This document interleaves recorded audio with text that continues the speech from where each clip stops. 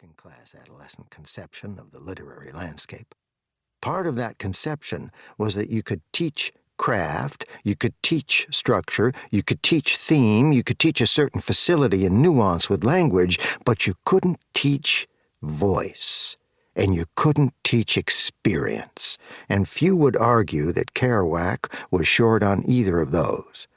Kerouac wasn't at Iowa workshopping stories in a classroom under the tutelage of Lowell or Berryman. He was out satisfying his ravenous appetite for the world, drinking and drugging his way across America, joining the merchant marines, trying anything and everything once, living fiercely through days of grace and dark nights of the soul, embracing all of them, soaking up every sensation or thought he could apprehend, burning through the realm of experience and leaving a scorched path in his wake, and then, only then, bringing that experience to life on the page. That, to me, was the dream, not only to write, but to live like a writer, and Kerouac showed me the way.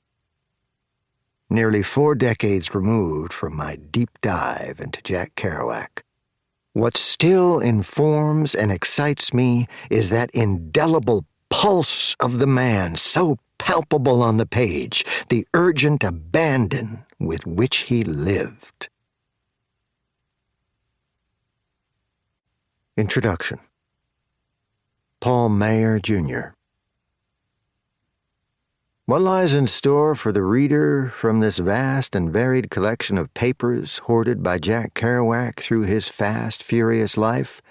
With the gracious opportunity to compile a collection of his unpublished scrivenings at the behest of Jim Sampas and Sylvia Cunha, my hope is to show Kerouac's creative fervency from the fledgling 18-year-old writer in the summer of 1940 until his lean, mature years as a seasoned but very beat writer. So what does this book contain that we haven't already read?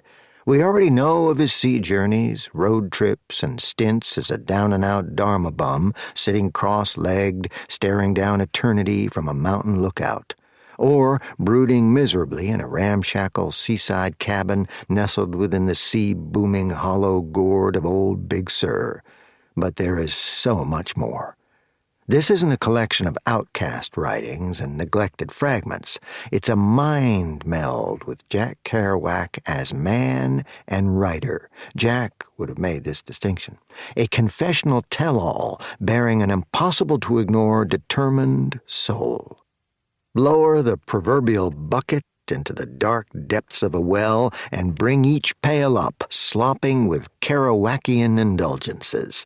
It's a literary banquet we can feast upon over 100 years after his birth, and it is sometimes more than we can bear to read these secret naked doodlings that Kerouac spoke of in his superb improvisational voiceover for Robert Frank's short film Pull My Daisy, 1959.